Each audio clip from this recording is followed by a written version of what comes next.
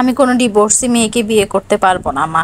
এত খারাপ দিন চলে আসেনি আমার। ডাইনিং টেবিলের চেয়ার থেকে উঠে দাঁড়িয়ে বেশ উচ্চস্বরে কথাটা বলল ইলহান আফসার তুর্য। দৃষ্টি তার আগের আবার ফুটে উঠেছে। সকালে ব্রেকফাস্ট করতে এসে মায়ের থেকে এমন প্রস্তাব হয়তো সে আশাই করেনি। তুর্যের সঙ্গে সমান তালে রেগে গেলেন তার বাবা ইরশাদ আফসার। তিনিও খাওয়া ছেড়ে উঠে গিয়ে ইলহাম আফসারের উদ্দেশ্যে কড়া গলায় বললেন, আক্কেল জ্ঞান কি পুরোই হারিয়ে গেছে তোমার? শেষ পর্যন্ত কিনা একটা বিবাহিত মেয়ের সঙ্গে ছেলের বিয়ে দিতে চাইছো? ইলহাম খানিকটা নিচু গলায় বললেন, ও বিবাহিত ছিল, ডিভোর্স হয়ে গেছে, আর আমি তো জোর করিনি। মেয়েটা আমার বিপরিচিত, অনেক লক্ষ্মী একটা মেয়ে, তাই বলছিলাম। কেন বলবে মা? কোন কোন মা একটা ডিভোর্সি মেয়েকে ছেলের বউ করতে চাই বলতে পারো? কথাটা বলে টেবিলের উপর জোরে হাত রাখলো তুর্য। ইলহাম ভয় পেয়ে ছেলের পাশে গিয়ে তার মাথায় হাত বুলিয়ে বলল, তার কপালে রাগের বাজে বিদ্যমান। তুর্য বড়সড় নিঃশ্বাস ছেড়ে মায়ের সামনে আঙুল উঁচিয়ে বলে, লিসেন মা, ইলহান আফসার তুর্যের বউ রূপে গুণে সব দিক থেকে সবার উপরে থাকবে।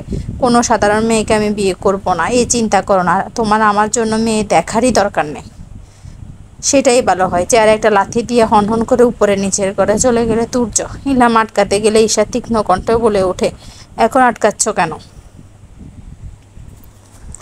সকাল সকাল দিলে তো মাথাটা গরম করে। তোমার জন্য ছেলেটা না খেয়েই চলে গেল। সত্যি প্রতিটা বিষয়ে ঝামেলা না করতে পারলে তোমার পেটের ভাত হজম হয় না। ঈর্ষাদও চলে গেলেন নিজের ঘরে, আর ইলমা সেখানে ঠায় দাঁড়িয়ে রইল। সে তো এত কিছু ভেবে কথাটা বলেনি, নিজের বান্ধবীর মেয়ের কথাই বলতে চেয়েছিল। তাদের পারিবারিক অবস্থা ভালো না হলেও মেয়েটা যে অনেক নম্রভদ্র তা ইলমা আগে থেকেই জানে। মেয়েটাকে তার বেশ পছন্দ। একটু ভুল সিদ্ধান্তের জন্যই তার জীবনে দুঃখের পাহাড় নেমে এসেছে। তবে এত তো মেয়েটার কোনো দোষ নেই।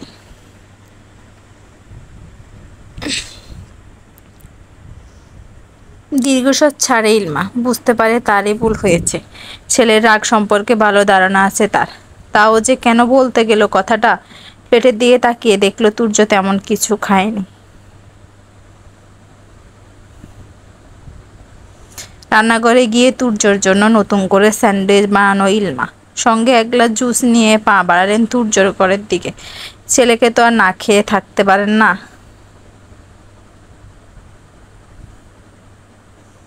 রান্নাঘরে গিয়ে তুর্যর জন্য ইলমা একটা স্যান্ডউইচ বানালেন। সদ্য গোসল করে হলুদ রঙের সালোয়ার কামিজ পরে চুল মুছতে মুছতে বাথরুম থেকে বেরিয়ে এলো মৌরিন। বিছানায় তার মা মারুফা বসেছিলেন, চোখে মুখে তার চিন্তার ছাপ। মোদিকে বের হতে দেখে উঠে দাঁড়ালেন তিনি।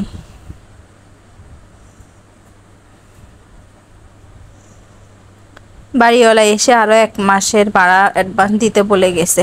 সাদা রঙের তোয়ালাটা চেয়ারের উপর রেখে মরিন ব্রু কুঁচকে করে বলল, মানে 1 মাসের অ্যাডভান্স তো দেওয়া হয়েছে।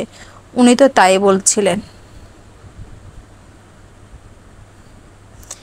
এখন এসে বলে গেল আরও 1 মাসের ভাড়া অ্যাডভান্স দিতে হবে। এটাই নাকি নিয়ম?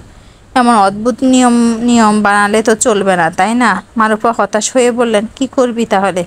ছেড়ে দিবি বাড়িটা?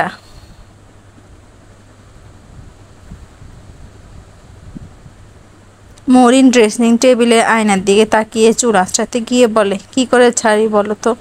সবে 1 সপ্তাহ হলো উঠলাম। একে তো 1 মাসে অ্যাডভান্স করা, তার উপরে এই সময়ে নতুন বাসা কোথায় পাবো? আমি একবার কথা বললেই বাড়িওয়ালার সাথে, তারপর বেশি কথা বাড়ালে তো দিতেই হবে টাকাটা। চুপ করে রইলেন মারুফা। মৌরির পিছনে এসে ক্ষীণ বলেন, কোনো টিউশনি জোগাড় করতে পারলি? মৌরি চিরুনিটা ড্রেসিং টেবিলের উপর রেখে মায়ের দিকে ঘুরে বলে, কি করে পাবো এই শহরে?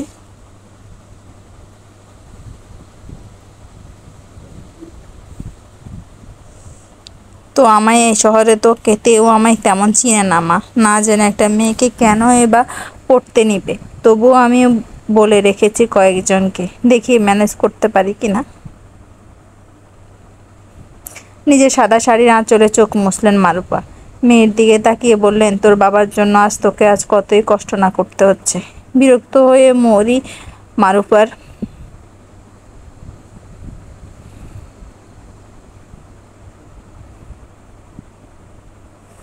ধুকাতে হাত রেখে বলে, প্লিজ মা, আমার আর ভালো লাগে না এসব কথা শুনতে। যা আছে খেতে দাও এখন। ভার্সিটির এক ফ্রেন্ডের বড় ভাই আছে, খুব ভালো মানুষ, দেখা করতে বলল আমায়। গিয়ে দেখি কোনো কাজ জোগাড় করতে পারি কিনা।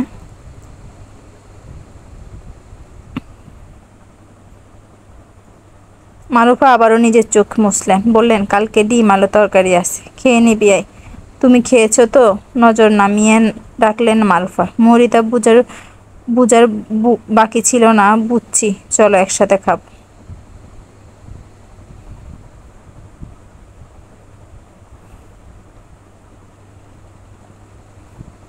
দু রুমের বাসা, বাড়িটা বেশ পুরনো।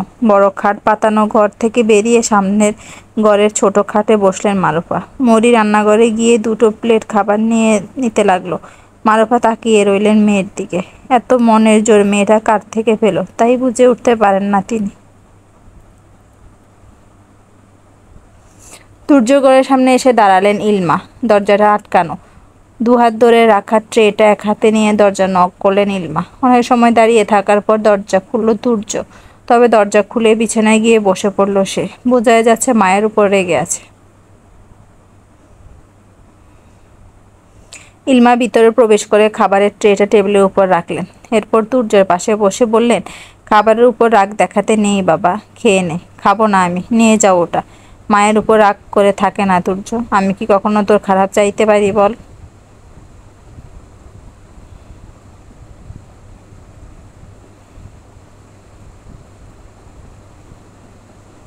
তুর্য বিরক্তির সঙ্গে চোখ বন্ধ করে বলল, এখন তোমার ইমোশনাল কথার ঝুলি খুলে বসবে না প্লিজ।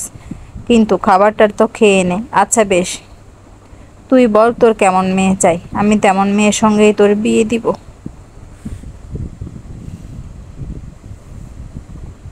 তুর্য বিছানা থেকে উঠে দাঁড়িয়ে বলে, তার কোনো দরকার নেই। তুমি আর আমার জন্য মেয়ে দেখার কথা মাথাতে এনো না। মনে মনে কষ্ট পেলেও তা প্রকাশ করলেন না ইলমা। উঠে দাঁড়িয়ে সামান্য এসে বলল, বেশ, তুই যাকে পছন্দ করবি তার সঙ্গে বিয়ে হবে তোর। আর রাগ করিস না বাবা, খাবারটা খেয়ে নে।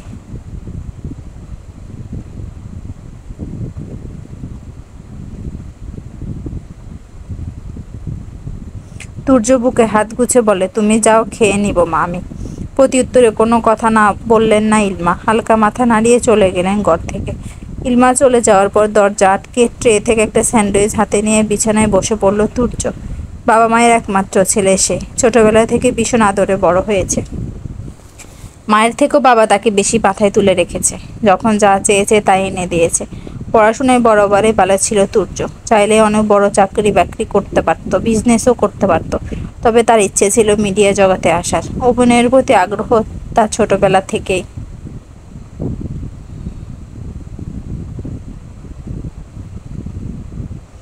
অনেক জনপ্রিয়তা অর্জন করতে চেয়েছিল তুর্য। নিজের ইচ্ছে পূরণ করতেও বেশি বেগ পেতে হয়নি তাকে। অল্প কিছু নাটকের কাজের মাধ্যমে ব্যাপক দর্শক জনপ্রিয়তা লাভ করে সে। খুব অল্প সময়ের মধ্যেই মানুষ তাকে পছন্দ করেছে। তার অভিনয়ের প্রশংসা করেছে। আর এই সাফল্য তুর্যকে আরো বেশি অহংকারী করে তোলে। তার একটাই লক্ষ্য, সবার উপরে থাকতে হবে। হাতে থাকা স্যান্ডউইচে কামড় দিয়ে তুর্য মনে মনে বলে,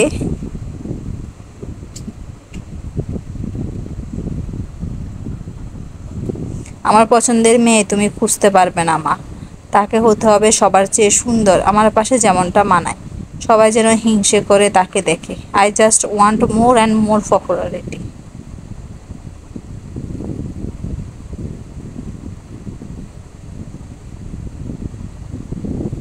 রিকশা থেকে নেমে আশেপাশে তাকালো মরিন। পরনে তার হলুদ রঙের সালোয়ার কামিজ, লম্বা চুলে বিনুনিটা একপাশে এনে রাখা। সাজের মধ্যে কেবল কপালে একটা ছোট কালো রঙের টিপ। এটা তার জন্য ম্যান্ডেটরি। বান্ধবী রিমির বাই রাতুলের বলা ঠিকানাতে এসেছে সে।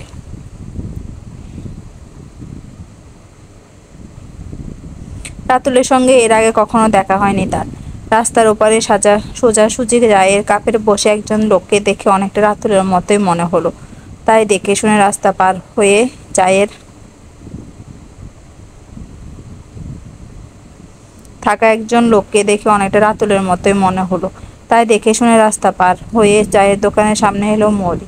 সেই লোকটি সামনে এসে জিজ্ঞেস করলো, আসসালামু আলাইকুম, আপনি রাতুল ভাইয়া না?